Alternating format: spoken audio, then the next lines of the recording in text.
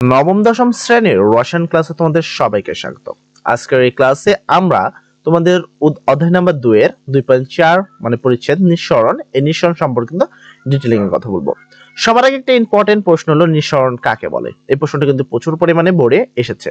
দেখো বলা শেষ, সৌর ছিদ্রপথে উচ্চ চাপের স্থান থেকে কোনো গ্যাস নিম্নচাপের স্থানের দিকে সজোরে বেরিয়ে আসার প্রক্রিয়াকে নিঃসরণ বলে। তো এই লাইনটা দাগিয়ে ফেলো, নিঃসরণ কাকে বলে। বিগত সালে কিন্তু প্রচুরবার এই প্রশ্নটি এসেছে।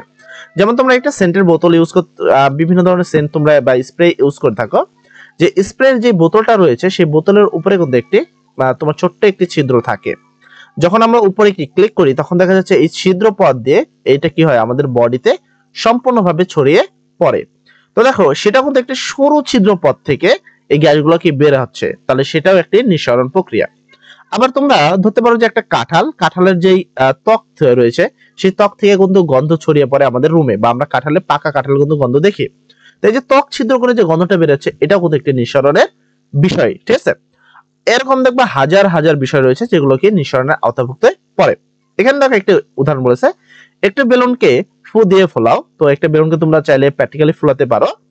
এবারে বেলুনের গায়ে এক টুকরা স্টপ টেপ লাগাও। মানে এখানে আসলে টেপ বা যে টেপগুলো আমরা ব্যবহার করে থাকি সেই টেপের কথা বলছে, সেই টেপ লাগাও। এখন একটি আলপিন দিয়ে টেপের উপর দিয়ে বেলুনটিকে ছিদ্র করো। কি দেখছো? তাহলে দেখো এখানে কিন্তু তোমাকে বলছে যে কি একটি টেপ ব্যবহার করতে, বা স্টপ যে টেপটা রয়েছে সেই টেপ ব্যবহার করে বেলুনের গায়ে লাগাতে এবং সেখানকে একটা ছিদ্র করতে।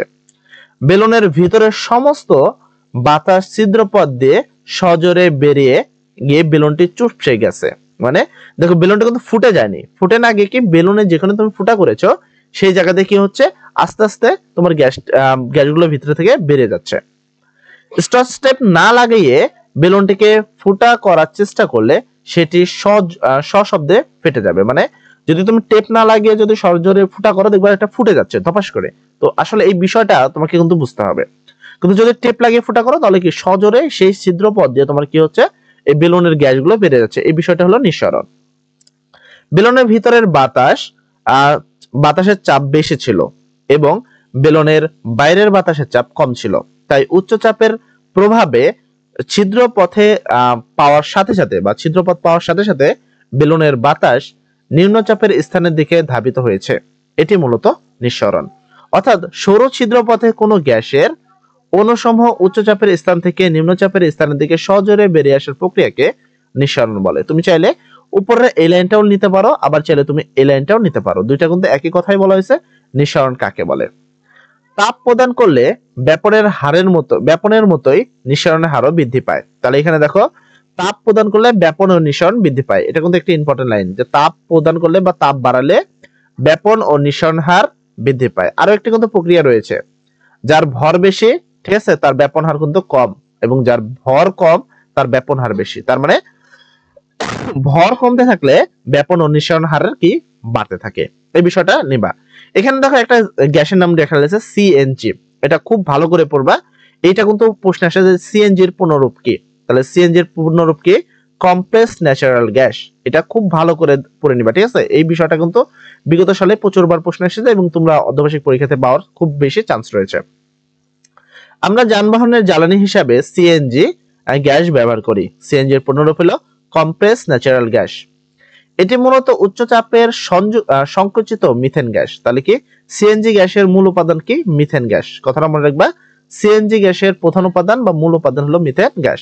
যানবাহন চালানোর সময় এটি সিলিন্ডার থেকে সজোরে বেরিয়ে এসে ইঞ্জিনে প্রবেশ করে, অর্থাৎ এখানে নিঃসরণের ঘটনা ঘটে। আবার বাসাবাড়িতে জ্বালানি হিসাবে সিলিন্ডারের গ্যাস ব্যবহার করা হয়। এক্ষেত্রে মূলত প্রোপেন ও বিউটেন গ্যাসকে উচ্চচাপে সংকুচিত করে তরল অবস্থায় সিলিন্ডারে ভর্তি করা হয়। এখানে দেখো বেশ ইম্পর্টেন্ট কিছু লাইন রয়েছে। প্রথম কথা হলো, বাসা বাড়িতে যে সিলিন্ডার ব্যবহার করি তাতে মূলত কোন উপাদান থাকে? এই দুইটা জিনিস থাকে, ভালো করে পড়বে। এটা কিন্তু নৈবিত্তিক প্রশ্নে আসার চান্স খুব বেশি এবং বিগত সালে দুই একবার প্রশ্ন কিন্তু এসেছে। বাসা বাড়িতে যে সিলিন্ডার বা রান্না করার জন্য যে সিলিন্ডার ব্যবহার করি সেখানে মূলত প্রোপেন ও বিউটেন গ্যাস থাকে। একটা লাইন। নাম্বার 2 কি, তোমার যেই সিএনজি গ্যাস রয়েছে তার মূল উপাদান কি? সেটা হলো মিথেন গ্যাস। এই দুইটা টপিক খুব ভালো করে পড়বা। চুলা জ্বালানোর সময় যখন সিলিন্ডারের মুখ খুলে দেওয়া হয় তখন এটি গ্যাসে পরিণত হয়ে সজোরে বেরিয়ে আসে, অর্থাৎ এতেও নিঃসরণের ঘটনা পরিলক্ষিত হয়। তো নিঃসরণ বিষয়টা কি আশা করি তোমরা বুঝতে পেরেছো। এরপরও যদি নিঃসরণ সম্পর্কিত কোনো ঝামেলা থাকে অবশ্যই আমাদের কমেন্ট সেকশনে লিখবে, এবং যদি আমার সকল কথা তুমি বুঝতে পারো তাহলে অবশ্যই কমেন্ট সেকশনে সবাই লিখবা থ্যাংক ইউ ভাইয়া, এবং বুঝতে কোনো সমস্যা থাকলে লিখবা প্রবলেম ভাইয়া।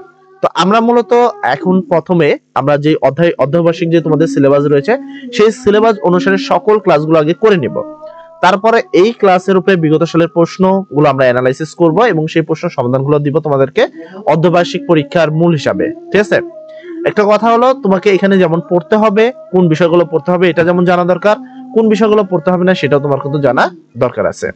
এবং আমি তোমাদের চেষ্টা করছি যে দেখো আমি কিন্তু সবগুলো লাইন পড়ানোর জন্য আমার সবগুলো লাইন দাগানো রাখছে, কিন্তু আমি তোমার বইয়ে কিন্তু কিছু লাইন দাগাতে বলেছি, যেমন এই লাইনটাকে দাগাতে বলেছি, বাকি এখানে কোনো লাইন দাগাতে বলিনি, সিএনজি এর পুনরুক্তটা দাগাতে বলেছি, তারপর সিএনজি গ্যাসে কোন মিথেন দাগাতে বলছি, প্রোপেন ও বিউটেন দাগাতে বলেছি। এই যে দাগাতে বলছি কিছু কিছু অংশ কিন্তু তোমাদের বইয়ে দাগানো লাগছে। যখন একবার আমাদের সাথে তোমরা এই ক্লাসটা শেষ করে দিবা তখন তোমাদের যে দাগানো লাইনগুলো রয়েছে শুধু সেগুলোই পড়ার প্রয়োজন, আর বাকি কিছু কিন্তু পড়তে হবে না। তো অবশ্যই একই থাকবা। তো দেখো এখানে বলেছে ব্যাপন ও নিঃসরণ মূলত একই ঘটনা। আমি আগেই বলেছি যে ব্যাপন আর নিঃসরণের মধ্যে তেমন কোনো পার্থক্য নেই, দুইটা কথা একই। এদের মধ্যে মূলত পার্থক্য হলো ব্যাপনের ক্ষেত্রে চাপের প্রভাব নেই, কিন্তু নিঃসরণের ক্ষেত্রে চাপের প্রভাব রয়েছে। তুমি এই লাইনটা দাগাতে পারো যে ব্যাপনের ক্ষেত্রে কি চাপের প্রভাব রয়েছে কিন্তু নিঃসরণের ক্ষেত্রে চাপের প্রভাব নেই, এটা তোমাকে পড়তে হবে। সরি, ব্যাপনের ক্ষেত্রে চাপের প্রভাব নেই, ব্যাপনের ক্ষেত্রেই চাপের প্রভাব নেই। ঠিক আছে, ব্যাপনের ক্ষেত্রে কি নেই, চাপের প্রভাব নেই, কিন্তু নিঃসরণের ক্ষেত্রে চাপের প্রভাব রয়েছে। ব্যাপনের ক্ষেত্রে কোনো কঠিন তরল বা গ্যাসীয় পদার্থ উপযুক্ত মাধ্যমে সব দিকে ছড়িয়ে পড়ে, কিন্তু নিঃসরণের ক্ষেত্রে কেবল গ্যাসীয় পদার্থই সৌর ছিদ্র পথে দিয়ে সজোরে পাত্র থেকে বেরিয়ে আসে। মানে ব্যাপনের ক্ষেত্রে কঠিন তরল এবং গ্যাসীয় তিন পদার্থই হতে পারে, কিন্তু নিঃসরণের ক্ষেত্রে শুধুমাত্র একটি গ্যাসই ব্যবহার করা হয়, সেটা হলো গ্যাসীয় পদার্থ। নিঃসরণের ক্ষেত্রে শুধুমাত্র গ্যাসীয় অবস্থায় ব্যবহার করা হয়, নিঃসরণের ক্ষেত্রে কিন্তু কখনোই তোমার কি তরল বা কঠিন এটা কিন্তু ব্যবহার করা হয় না, এটা কিন্তু জানা ইম্পর্টেন্ট বিষয়। রান্নার কাজে জ্বালানি হিসাবে আমরা সিলিন্ডারে গ্যাস ব্যবহার করি। সিলিন্ডারের গ্যাসে কি কি থাকে এটা কিন্তু একটা প্রশ্ন পূর্বে আমরা বলেছি, যারা জানো তাড়াতাড়ি কমেন্ট সেকশনে লিখে দাও যে সিলিন্ডার গ্যাসে বা রান্না করা সিলিন্ডার গ্যাসে কি কি উপাদান থাকে। আমরা যদি শুধু সিলিন্ডারের মুখ খুলে দেই এবং আগুন না ধরাই তবে সিলিন্ডার থেকে প্রথমে সরু ছিদ্র পথ দিয়ে গ্যাস বেরিয়ে আসবে, এক্ষেত্রে নিঃসরণ ঘটেছে। মানে সরু ছিদ্র পথ দিয়ে যে বের হলো এটা হলো নিঃসরণ। এরপর সিলিন্ডার থেকে বেরিয়ে আসা ওই গ্যাস ঘরের চারিদিকে ধীরে ধীরে ছড়িয়ে পড়বে, এক্ষেত্রে ব্যাপনের ঘটনা ঘটেছে। এক্ষেত্রে প্রথমে নিঃসরণ তারপরে ব্যাপনের ঘটনা ঘটেছে। মানে যে কোনো সিলিন্ডার থেকে বা যে কোনো তোমার ইয়ে থেকে যদি তুমি কি করো বের করো সেক্ষেত্রে প্রথমে হয় ব্যাপন, তারপর হয় কি নিঃসরণ। তো আজকের ক্লাসে আমরা এই পর্যন্তই। পরবর্তী ক্লাসে আমরা মোমবাতি সম্পর্কে দেখব, এবং এখান থেকে একটি গুরুত্বপূর্ণ প্রশ্ন আসে মোমবাতি থেকে, যে মোমবাতি জ্বলনে পদার্থের তিনটি অবস্থা দেখা যায়, ব্যাখ্যা করো। এই প্রশ্নের উত্তর যদি তোমরা দিতে পারো তাহলে তাড়াতাড়ি এখনই তোমরা চাইলে দিতে পারো। তো আজকের ক্লাস এই পর্যন্ত। ক্লাসটি কেমন লাগলো অবশ্যই কমেন্ট সেকশনে বলবা, এবং কোনো প্রবলেম থাকলে সেটাও বলবা, এবং সবকিছু খুব ভালোভাবে বুঝতে পারলে তাহলে লিখবা থ্যাংক ইউ ভাইয়া।